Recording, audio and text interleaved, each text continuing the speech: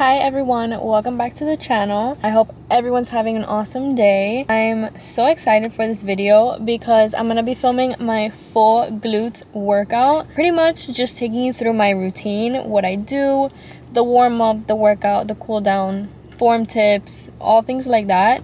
So let's get right into it. Before we get started, just wanted to say I also do post fitness and health content on Instagram and TikTok, so if you guys want to go follow me there, I would appreciate it. And yeah, let's get into the video. So to start off the workout, we're going to go into the warm-up, which is one of the most important parts, and this is just to prevent injury, to get your body ready for movement, get your body warm essentially. So I like to start off with a 5-minute treadmill walk, which I did not film, but then I like to go into some dynamic movements like this one. This is called a Cossack squat. I also like to do some leg swings on both sides. These are great for waking up the glutes and the legs.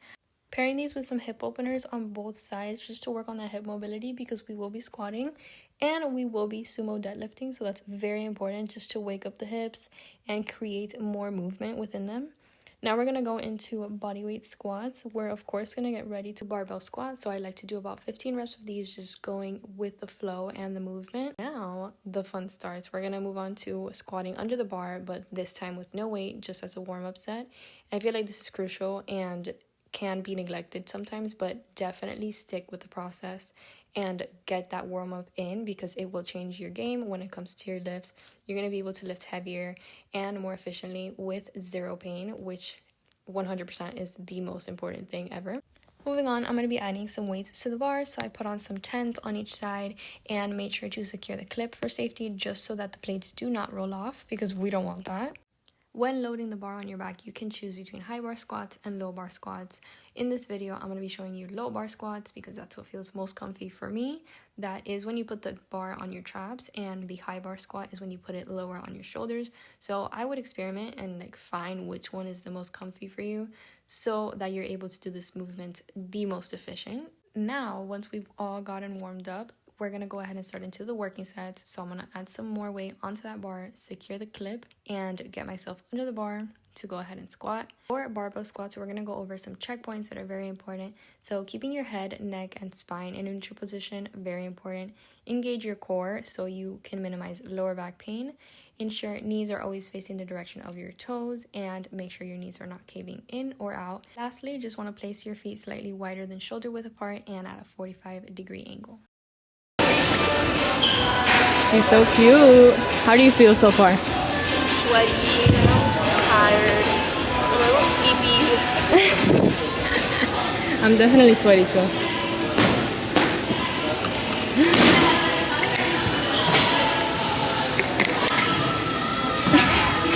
Moving on to working set number 2 and 3, I went ahead and added some more weight to the bar, and I kept the weight the same for these two sets.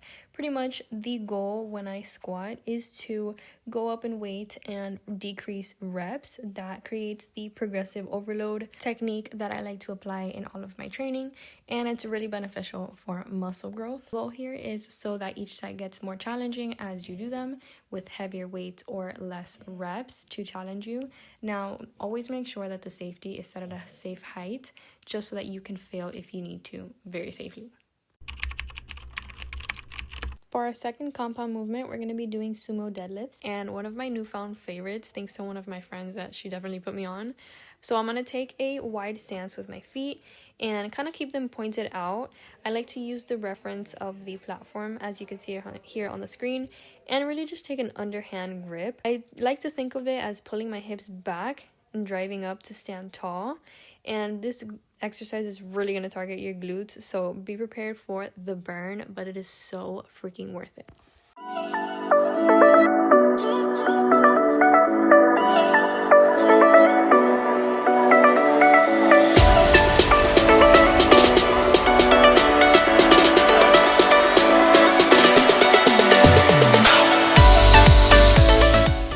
Second and third set, we're going to go ahead and follow that progressive overload method, and we're going to go ahead and add some more weight onto that bar just to keep it challenging, and to go ahead and increase weight and decrease reps as we go on with our sets. Another important little tip here is to always keep your spine neutral and brace your core.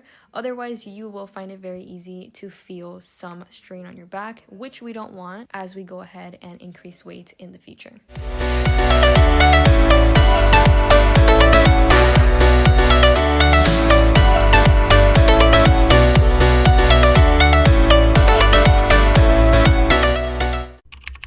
Next up, we're going to talk about hip thrusts and the hip thrust setup. I know we all have a love-hate relationship with this, so let me just show you how I do it. Pretty much, I just set up the bar on the rack, then I go ahead and put it on the ground. I make sure the clip is secure and that the height of the block is perfect for me, and I just go ahead and start off my exercise.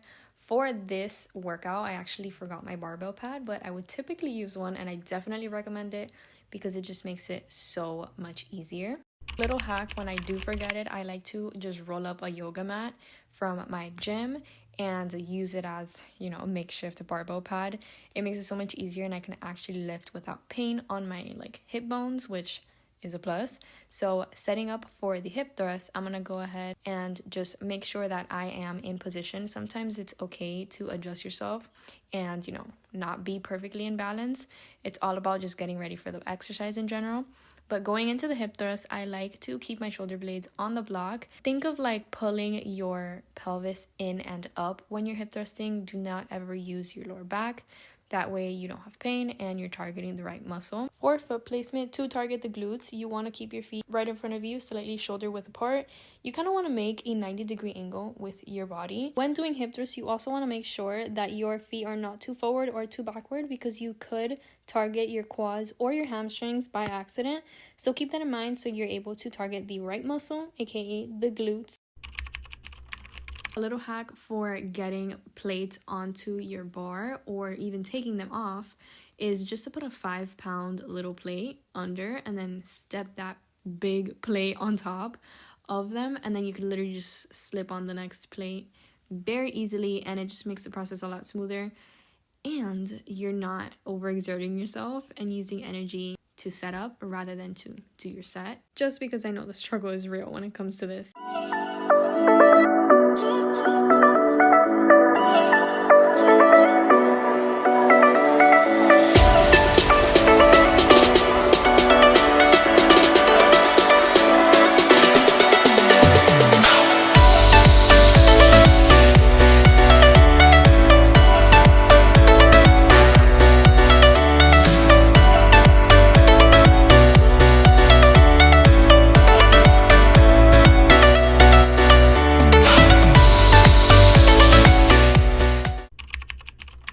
Now we're going to move into some accessory movements. So I like to do either 1 to 2 exercises per workout of this.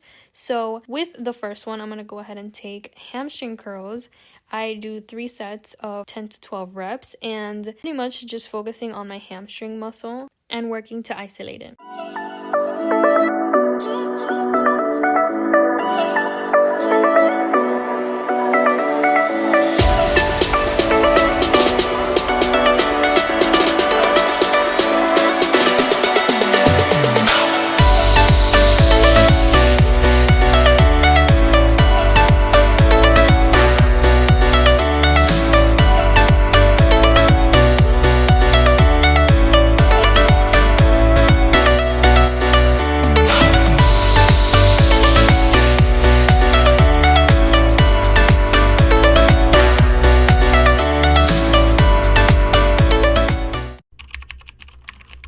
For our final exercise, we're going to do some machine glute kickbacks.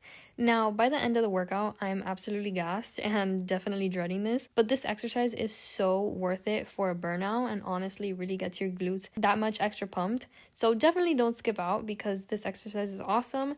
I like to do 3 sets of 10 to 12 reps here as well, just really working the glutes to failure. Some cues to keep in mind here is to always keep your spine neutral, never arch your back, and pretty much just brace your core the entire time, and always think of pushing back with your glutes rather than with your foot on the machine.